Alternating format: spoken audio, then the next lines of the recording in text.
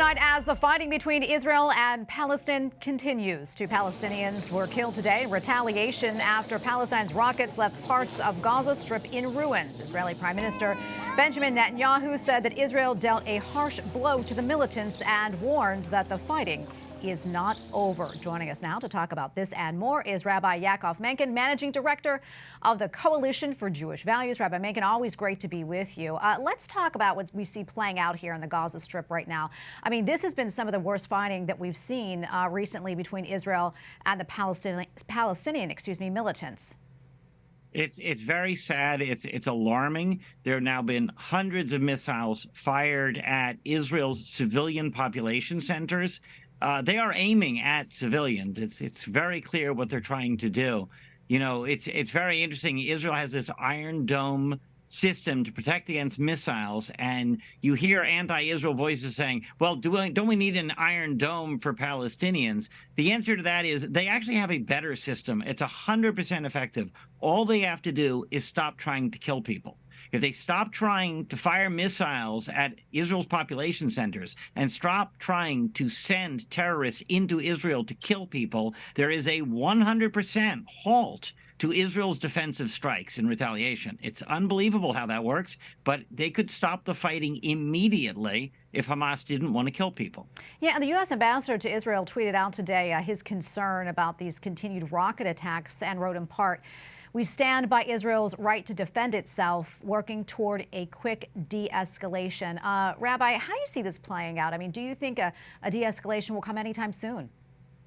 The problem is that there are entirely too many voices at work, and you see that even here in the United States and what just happened in the Capitol, that these are people who are going to keep the fighting ongoing, because they continue to blame Israel for defending itself instead of trying to stop the aggressors from committing acts of aggression. No, Jews are not occupying their ancestral homeland. They're living in it. And as soon as you find voices willing to make peace, like the United Arab Emirates and Bahrain, you immediately have the Israelis sitting down and making peace. That's all they need to do. So the de-escalation will happen when genocide is no longer their goal. You know, you mentioned what happened in Washington today, so I kind of want to go there. Talk to us more about this event that Senator Sanders, who is Jewish, held, this Nakba event.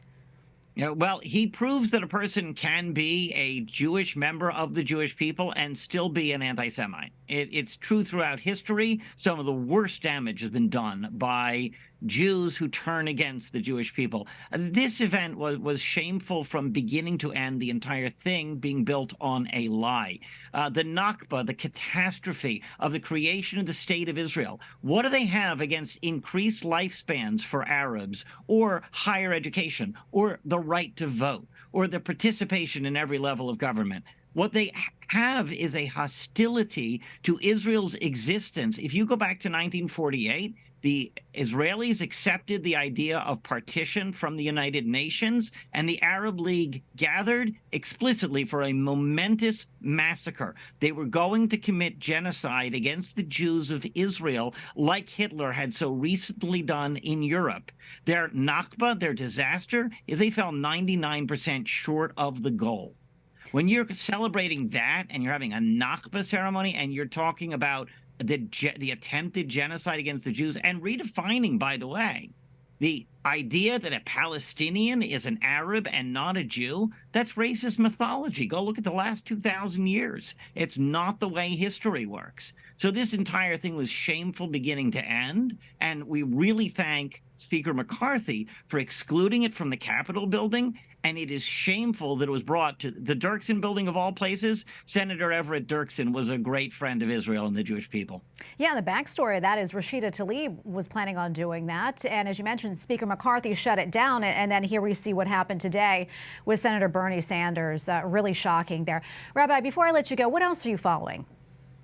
Well, actually, that's the big issue right now. We just sent a new letter to Senator Schumer as Senate Majority Leader, calling upon him to condemn this event. We had actually originally, we reached out not only to Speaker McCarthy, but to Hakeem Jeffries, and on the Senate side, both to Senator McConnell and to Senator Schumer. Now, it's time. Now it's clearly in the Democrats' court to show that fighting anti-Semitism and backing Israel is a bipartisan issue, the way it always used to be. And remember, I mean, I know your audience is mostly Catholic. It never stops with the Jews. So we're all in danger here when that type of rhetoric is allowed in the Capitol. Yeah, indeed. Rabbi Menken, thank you so much for your insights. Always appreciate it. Thank you.